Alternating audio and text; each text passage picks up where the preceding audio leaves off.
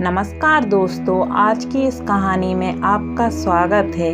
चलिए हम जानते हैं कि अच्छे लोग हमेशा से ही दुखी क्यों रहते हैं और पापी पाखंडी मौज उड़ाते हैं। दोस्तों, इस बात में कोई संदेह नहीं है, परंतु इसके दो कारण हैं, तो हम आपको इसके बारे में विस्तार से बताने का प्रयास करेंगे। पहली बात तो करते हैं कि अच्छे लोगों को भगवान दुख क्यों देते हैं। तो चलिए इस धार्मिक कहानी द्वारा आपको समझाने का प्रयास करते हैं। दोस्तों, एक बार की बात है, श्रीनगर में अपनी 3 बेटियों के साथ एक विधवा स्त्री रहती थी। जवानी में ही उसके पति की मृत्यु हो जाती है और 3 बेटियों का पालन पोषण करने की जिम्मेदारी उस अबला नारी पर आ गई थी और अपनी बेटियों को लेकर वह विधवा नारी कहाँ जाती। बेटियों को अकेला छोड़कर वह कोई काम भी नहीं कर पा रही थी। ऊपर से समाज की उल्टी सीधी बातें उसे सुननी पड़ती थीं। बेबस, लाचार और महिला का कोई सहारा नहीं था। वह अपने पति को याद करके उन बच्चियों को जैसे तैसे पाल रही थी। फिर एक दिन वह अत्यधिक चिंता करने के कारण वह बीमार पड़ गई थी। ऊपर से उन बच्चियों की चिंता भी थी कि इनका क्या होगा, कैसे इनका पालन पोषण होगा। इन्हीं बातों को सोच सोच कर वह एक दिन उसकी तबीयत बिगड़ गई और उसका अंत समय निकट आ गया। मृत्यु के समय यमराज का एक दूत उस विधवा स्त्री के प्राण लेने के लिए उसके पास पहुंच गया।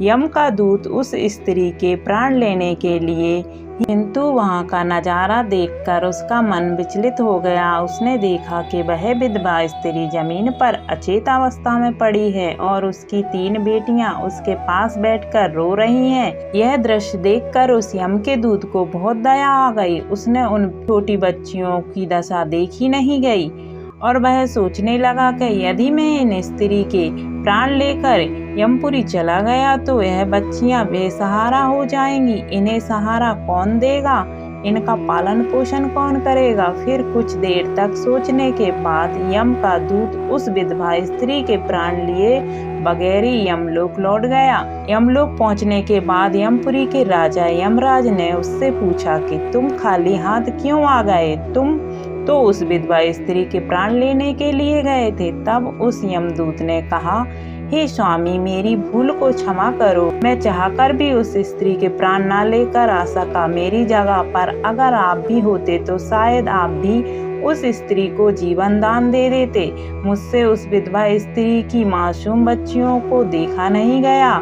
जब मैं प्राण लेने गया तो मैंने देखा कि उस विधवा स्त्री की 3 छोटी छोटी बच्चियां हैं और वे सभी उसकी माँ के शरीर से लिपटकर रो रही थीं। यदि मैं उस स्त्री के प्राण लेकर चला आता तो उन बच्चियों की देखभाल कौन करता, उन्हें भोजन कौन कराता। मृत्यु लोक पर रहने वाले मनुष्य अत्यधिक स्वार्थी और मतलबी हैं, कोई भी उन बच्चियों की मदद नहीं करता।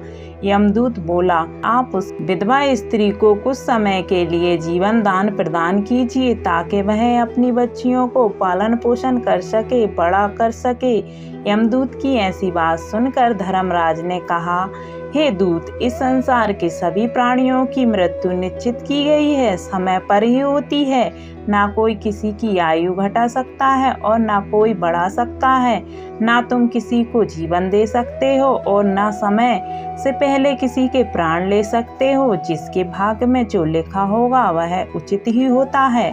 तुम किसी के भाग्य को बदल नहीं सकते। तुमने आज सृष्टि के नियमों का उल्लंघन किया है। तुमने बहुत बड़ा अपराध किया है, इसलिए तुम्हें इसका दंड अवश्य ही भोगना पड़ेगा। जाओ, अब तुम पृथ्वी लोक पर मनुष्य के रूप में जन्म लो और अपने द्वारा किए गए अपराधों का दंड भोगो। फिर उस यमदूत ने कहा, हे प्रभु, धरती लोक पर से मेरा उद्धार कब होगा और कैसे होगा। तब धर्मराज कहते हैं, हे दूत, धरती पर जाकर जब तुम 3 बार अपनी मूर्खता पर खिलखिलाकर हंस लोगे तब तुम्हारा उद्धार हो जाएगा। दोस्तों, इतना कहकर धर्मराज ने उस दूत को धरती पर धकेल दिया। वह धरती लोक पर मनुष्य शरीर में आ चुका था।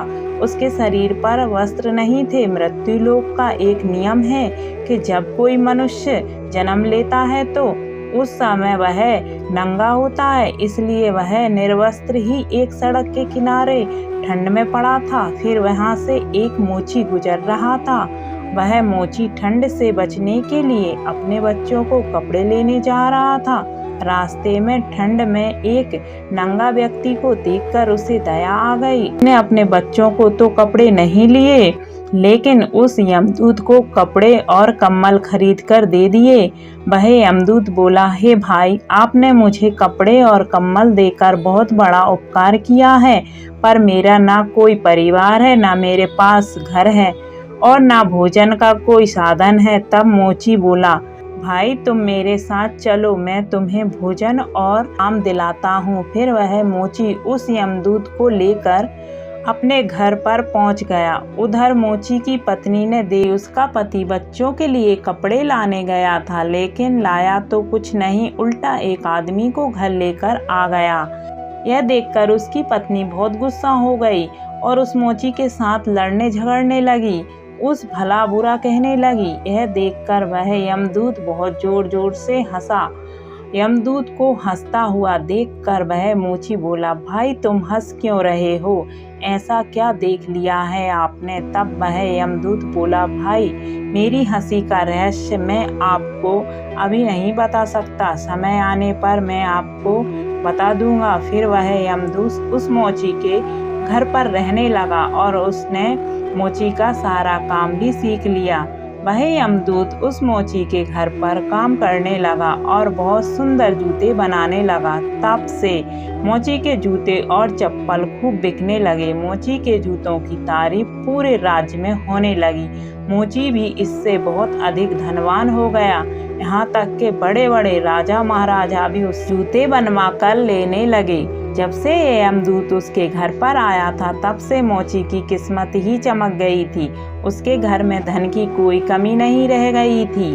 फिर एक दिन अचानक राजा का एक सैनिक चमड़ा लेकर मोची के पास आया और बोला, देखो मोची, हमारे महाराज इसी चमड़े से बने जूते पहनना चाहते हैं, बहुत कीमती है, तो इसके ठीक से एक जोड़ी जूते तैयार कर दो। यह चमड़ा बिल्कुल भी खराब नहीं होना चाहिए, ध्यान रहे इस चमड़े से अच्छे जूते बनाए जाएं। राजा का सैनिक मोची को वह चमड़ा देकर वहां से चला गया। उधर मोची ने भी यमदूत को समझाया कि देखो, यह महाराज के जूते हैं, इसमें कोई गलती मत करना, चमड़ा बहुत कीमती है, इसलिए इसे खराब मत करना। राजा को जूते चाहिए, इसलिए तुम इसके जूते ही बना देना। गलती से यदि चप्पल बना दी तो राजा बहुत गुस्सा हो जाएंगे और हमें कठोर सजा मिलेगी। मोची की इतना समझाने के बावजूद भी यमदूत ने जानबूझकर उस चमड़े की चप्पल बना दी। जब उस मोची ने चप्पल देखी तो उसकी सांसें फूलने लगीं और उसे डांटने लगा, यहाँ तक के डंडा लेकर उसे मारने के लिए दौड़ा और कहने लगा, अरे मूर्ख, यह तूने क्या कर दिया? तुझे बार बार समझाया था कि इसका जूता बनाना है, लेकिन तूने इसकी चप्पल बना दी। अब राजा हमें नहीं छोड़, तू भी मरेगा और तेरे साथ मैं भी मर जाऊंगा। वह हमारी पूरे परिवार को सूली पर चढ़ा देगा। मोची को अत्यधिक दुखी देखकर यमदूत एकदम से खिलखिलाकर हंसने लगा। उसे हंसता देखकर मोची बोला, अरे मूर्ख आदमी, सारा काम बिगाड़ कर अब हंस रहा है। तब यमदूत ने बोला, वह देखो, जूते लेने के लिए राजा का सैनिक आ रहा है। सैनिक को देखकर मोची के हाथ पैर फूल गए। अब यह जूते मांगेगा तो कहाँ से दूंगा? तब तक वह सैनिक पास में आ गया और बोला, हे मोची भाई, कल मैं जो तुम्हें चमड़ा दे गया था उसके जूते मत बनाना, उसकी चप्पल बनाना, क्योंकि राजा साहब का देहांत हो गया है और यहाँ क्या यह प्रथा है कि मरने वाले व्यक्ति को चमड़े की चप्पल पहनाकर अंतिम क्रिया की जाती है। दोस्तों, सैनिक की बात सुनकर मोची को ऐसा लगा जैसे मरे हुए शरीर में प्राण फिर से आ गए हों। उसके हाथ से डंडा छूटकर जमीन पर गिर पड़ा और उसके यमदूत के पैर पकड़ लिए और उससे माफी मांगने लगा। यमदूत मोची की इस हरकत पर खूब जोर जोर से हंस रहा था। मोची ने पूछा, हे भाई, तुम क्यों हंस रहे हो? तब यमदूत बोला, हे भैया, समय आने पर मैं अपने हंसी का कारण बता दूंगा। फिर एक दिन के बाद मोची की दुकान पर 3 नौजवान लड़कियां एक बुढ़िया के साथ आई थीं। उन तीनों लड़कियों की शादी होने वाली थी। वे अपने लिए जूते का नाप देने आई थीं। उन लड़कियों को देखकर यमदूत ने पहचान लिया कि यह वही तीनों लड़कियां हैं जिनकी मां को ना ले जाने के कारण आज मैं अपने किए की सजा भोग रहा हूँ। पर यह लड़कियां तो अब जवान हो चुकी हैं, काफी सुंदर भी हैं, किसी अच्छे घर में पली बड़ी मालूम पड़ रही हैं। तब यमदूत ने उस बुढ़िया से पूछा, हे माता, यह तीनों कन्या कौन है? उस बुढ़िया ने कहा कि इनकी माँ बचपन में ही इन्हें छोड़कर चल बसी थी। इनका कोई सहारा नहीं था तो मैंने इन्हें अपने पास रख लिया। मेरे पास करोड़ों की दौलत है पर दुर्भाग्य से मेरा कोई नहीं है, तो मैंने इन्हें अपने पास रख लिया। इन्हें पढ़ाया लिखाया, इनकी परवरिश की। आज बहुत ही ऊंचे घराने में इनका विवाह करने जा रही हूँ। तो लड़कियों का भाग देखकर यमदूत सोचने लगा कि परमात्मा जो करता है अच्छा ही करता है। यदि उस समय इसकी माँ नहीं मरती तो यह तीनों भयानक गरीबी में भूख में पड़ी रहती। इनकी माँ मरने से लड़कियां बहुत बड़े घराने की बहू बनने जा रही हैं और इस बुढ़िया की करोड़ों की संपत्ति की मालिक भी बन चुकी हैं। यह बात सोचकर पहले की अपनी मूर्खता को याद करके वह यमदूत जोर जोर से हंसने लगा। अब वह तीनों बार हंस चुका था। यमदूत को हंसता देखकर मोची ने पूछा, हे भाई, अब तुम किस लिए हंस रहे हो? कृपया अपनी हंसी का रहस्य समझाएं। तब यमदूत बोला, हे भैया, मैं 3 बार हंस चुका हूँ। अब मैं तुम्हें अपनी हंसी का कारण बताता हूँ, सुनो। मैं एक यमदूत हूँ। अभी अभी जो 3 लड़कियाँ जूतों का नाप देने आई थीं, जब यह तीनों छोटी थीं तो इनकी माँ मर गई थी। इन तीनों लड़कियों पर तरस खाकर मैं इनकी माँ को प्राण नहीं ले सका। उसी कारण धर्मराज ने मुझे श्राप देकर धरती पर भेज दिया। निर्वस्त्र एक सड़क किनारे पड़ा था, तब तुमने मुझे अपने घर बुलाया। तुम्हारी पत्नी तुमसे खूब लड़ी थी, वह इसलिए कि तुमने अपने बच्चों के कपड़ों के पैसों से मेरे लिए कम्बल और कपड़े खरीद कर दिए थे। तब मैं पहली बार तुम्हारी पत्नी को देखकर बहुत हंसा था।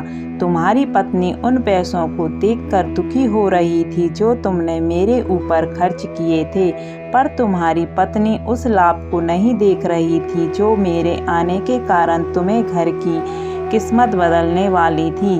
तुम्हारी दूसरी बार मुझे हंसी तुम्हारी मूर्खता को देखकर आई, जब तुम मुझे राजा के लिए जूतों की जगह पर चप्पल बनाने के लिए डांट रहे थे। तुम केवल उस राजा के जूतों के बारे में सोच रहे थे, किंतु तुम्हें यह पता नहीं था कि राजा के साथ क्या घटना घट गई है। पूरे गांव को पता चल गया था, राजा की मृत्यु हो चुकी है, लेकिन तुम्हारा ध्यान तो राजा के जूतों पर ही था।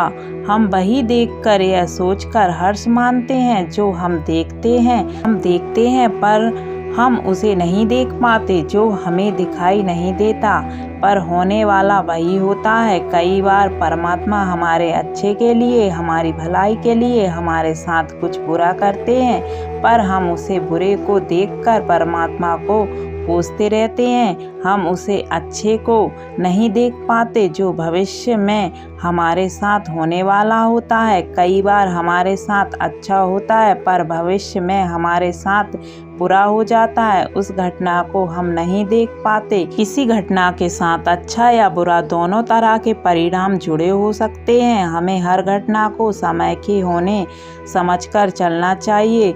दोस्तों, अब हम आपको बताते हैं कि अच्छे लोग दुखी क्यों रहते हैं। इसके 2 कारण यह हैं कि पहले तो अच्छे लोगों के साथ बुरा इसलिए होता है कि बाद में उनके साथ कुछ बहुत अच्छा होने वाला होता है, और दूसरा कारण यह होता है कि जब मनुष्य के साथ बुरा होता है तो वह ईश्वर के पास चला जाता है, ईश्वर का नाम स्मरण करता है, जिससे उसके सभी पाप और दोष मिटने लगते हैं। ईश्वर की भक्ति ही मुक्ति का सच्चा मार्ग है, जो केवल अच्छे लोगों को ही ईश्वर की भक्ति करने का मौका बार बार मिलता है।